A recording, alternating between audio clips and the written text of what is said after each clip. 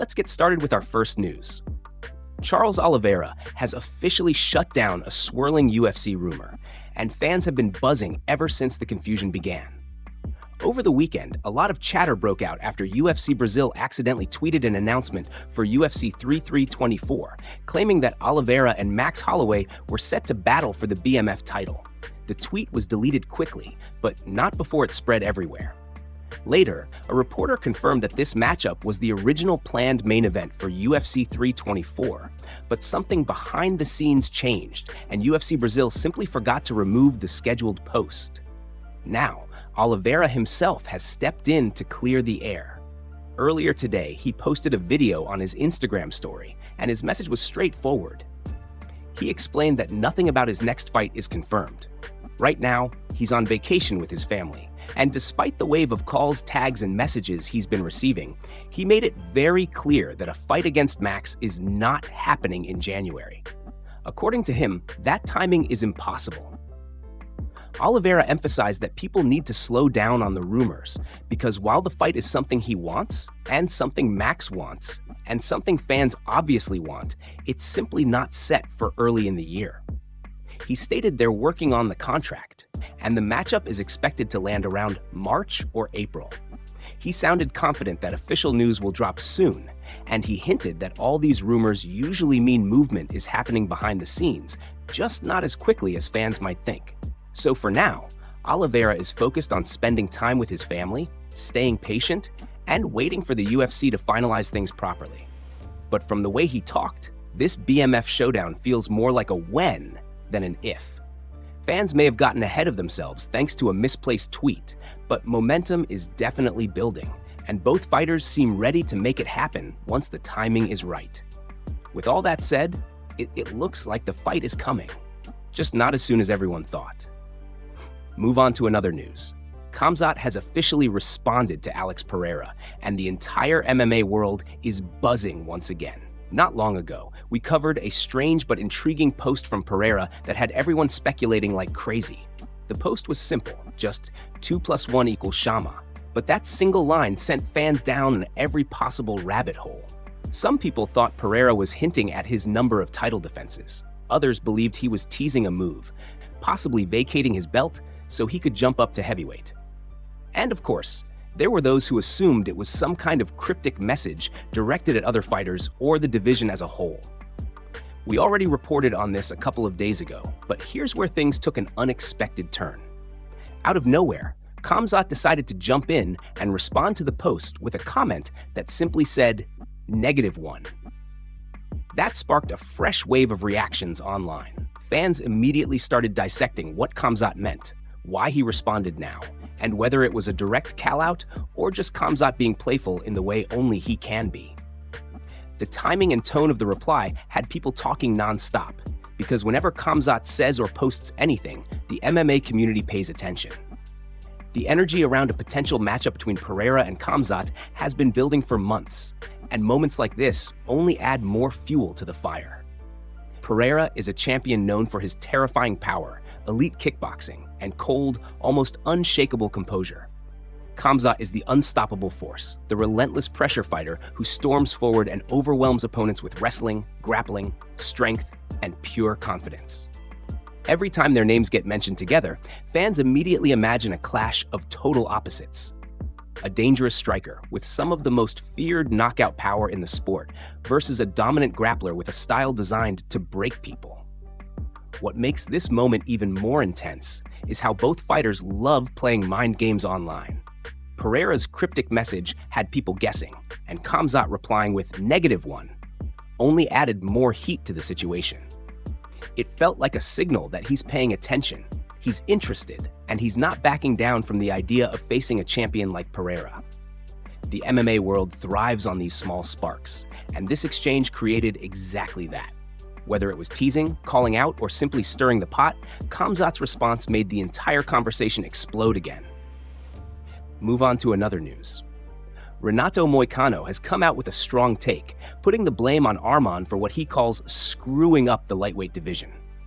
The chaos surrounding the UFC's decision to book Justin Gaethje and Paddy Pimblett for an interim lightweight title continues to spark heated debate, But in Moicano's eyes, everything traces back to one moment: Arman withdrawing from UFC 311. According to him, that single move set off a domino effect that reshaped the entire division. Right now, Pimblett and Gaeth are set to fight for the interim belt at UFC 324, but not everyone is happy with that matchup. Recently, Moicano appeared on the Stand Me Up podcast and didn't hold back at all. He argued that Pimblett's resume simply doesn't justify a title shot. He pointed out that the fighters Paddy has beaten were nowhere near prime form. Chandler was coming off multiple losses. Tony Ferguson had dropped 8 straight. Bobby Green was on a losing streak as well. In Moicano's words, who has he beaten in the top 15? Nobody. Yet somehow, Pimblett is still getting a chance to fight for a belt, something that many fans and fighters have questioned. But Moicano didn't stop there. He also revisited the night he ended up facing Islam Makhachev on short notice. He said Arman was originally supposed to fight for the title, and when Arman pulled out late, it threw the entire division into a spiral. Moicano believes that if Arman had gone through with the fight, things would have kept progressing normally. Instead, everything stalled, and new complications began to pile up. He mentioned how now the current champion, whom he referenced indirectly, is dealing with personal issues and doesn't appear ready to fight. That created even more uncertainty, eventually leading the UFC to book an interim title fight that Moicano says doesn't represent a true championship.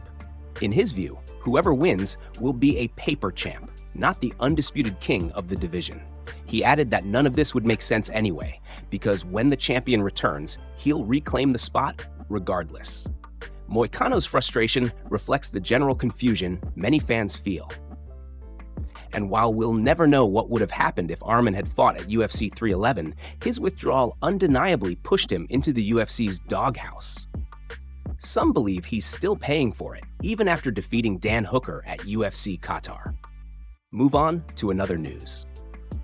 Michael Chandler finally explained why he didn't call out Conor during RAF 3, even though fans were expecting that moment the second he grabbed the microphone. Chandler said he's been getting messages non-stop, with people asking why he didn't drop Conor's name in front of the crowd. But according to him, the answer is actually very simple. He said that even though he had the mic, even though he was fired up, sweating, adrenaline rushing, veins popping, and the whole arena buzzing, there was no way he was going to call out Conor at a wrestling event. The atmosphere was intense, but it wasn't the right platform. Chandler said he's done the Conor callouts plenty of times already, and at this point, the fight doesn't need another hype moment. He made it clear that the matchup is already happening. He wants the fight, Conor wants the fight, and both sides know exactly where things stand. Chandler revealed that Conor has even brought specific training partners into his camp to mimic Chandler's style, which only confirmed how serious the buildup has become. According to Chandler, the call-out, the agreement, and the intention have all been there since June of 2024. As he put it, the fight has been signed, sealed, and delivered.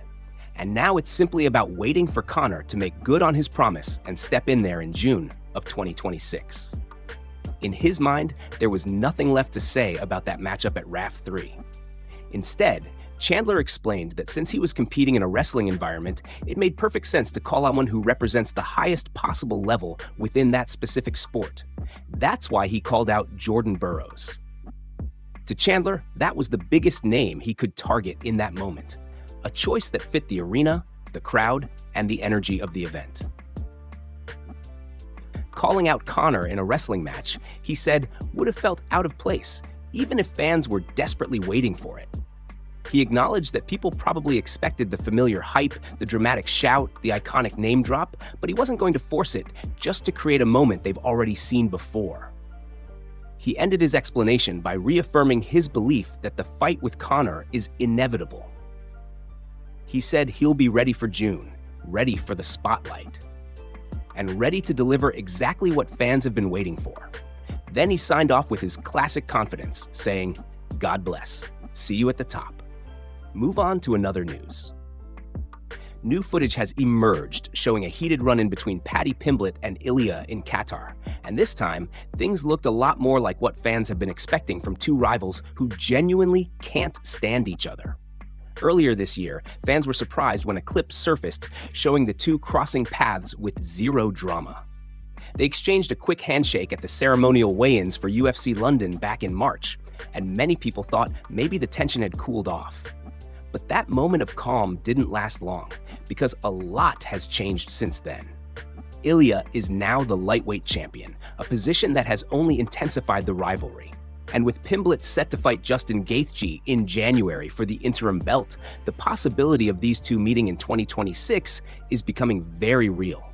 Which means all that friendliness is long gone. Recently, Pimblett posted a fresh video clip showing their latest encounter, and this time, the tone was completely different.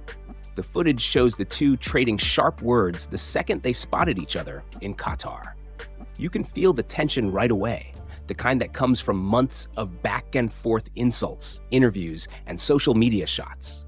Pimblett greeted him with a casual attitude, but Ilya's presence alone seemed to spark the verbal back and forth. Pimblett said he was all good, acting relaxed, but the energy between them wasn't friendly at all. The clip shows quick exchanges, short phrases, and that classic moment when both guys try to keep it cool while the hostility is clearly bubbling under the surface. After the interaction, Pimblett doubled down on his stance and added commentary, saying the funny thing about Ilya is that he only ever tries to act tough when Pimblett is alone, and Ilya has about 20 men deep behind him. Pimblett emphasized that Ilya didn't actually try to start anything physical. He just walked toward him, exchanged words, and left it at that. This run-in feels like the real version of their rivalry, not the polite handshake fans saw months ago. With Ilya holding the belt and Pimblett trying to secure his shot at the undisputed title, the stakes have never been higher. Anytime these two get close, sparks fly, and this new footage only adds more fuel to the growing anticipation surrounding their potential clash. Move on to another news. Tom Aspinall is now openly accusing Cyril Gane of cheating on purpose, and this marks a massive shift from how things looked before their fight. Heading into their matchup this past October, there didn't seem to be any real tension between the two heavyweights. No trash talk, no bad blood, and no signs that things would explode afterward. But after their controversial clash at UFC 321, Aspinall has made it very clear that his feelings toward Gane have changed in a big way. This was Aspinall's first fight as the undisputed heavyweight champion, a moment that should have been monumental. Instead, the fight was waved off after Aspinall told the referee he couldn't see, following a series of nasty eye pokes that damaged his eye socket. Fans debated endlessly about whether he should have continued or whether the stoppage was justified, but one topic that didn't get as much attention was whether Gane's actions were intentional. Now, Aspinall himself is answering that question, and he's not holding back. In a video he recently shared, Aspinall accused Gane of deliberately targeting his eyes. He explained that at first, he didn't think much of it. He assumed it was just an accidental poke, something that happens in MMA. But once he watched the fight back, his entire perspective changed. According to Aspinall, the footage showed Gane repeatedly extending his fingers toward his eyes in multiple exchanges, almost every time Aspinall put him in danger. He said it became clear to him that this wasn't an accident or a momentary lapse. In his words, the guy was trying to poke my eyes out all the way through that round. Aspinall insisted the cheating started from the first second of the fight and claimed Gane was intentionally trying to compromise him to secure a win. He even urged fans to watch the clip and judge for themselves, saying it was hard to disagree when the evidence was right there. Not everyone is siding with Aspinall, though. Ben Askren came out and called the comments so whiny, saying it was a bad look for the heavyweight champion. Still, these accusations raise big questions about how Gane will respond publicly and whether this will shape any future interactions or potential rematches between the two heavyweights. Move on to another news. Arman has now made a bold claim about the UFC's original plan for the lightweight division, insisting that the promotion wanted to book Ilya versus Paddy Pimblett in January, long before the current matchmaking chaos unfolded. According to Arman, this matchup was already in motion behind the scenes, and nothing that happened in his own fight was going to change that. He says the UFC had a clear direction, and once Ilya pulled out for what was announced as personal issues, the promotion simply pivoted. With Ilya now out until the first quarter of 2026, the UFC shifted gears and booked Paddy against Justin Gaethje for the interim lightweight title. Arman claimed he wasn't surprised by any of this. In his words, he already knew that Paddy going to fight with Ilya in January, even before any official news surfaced.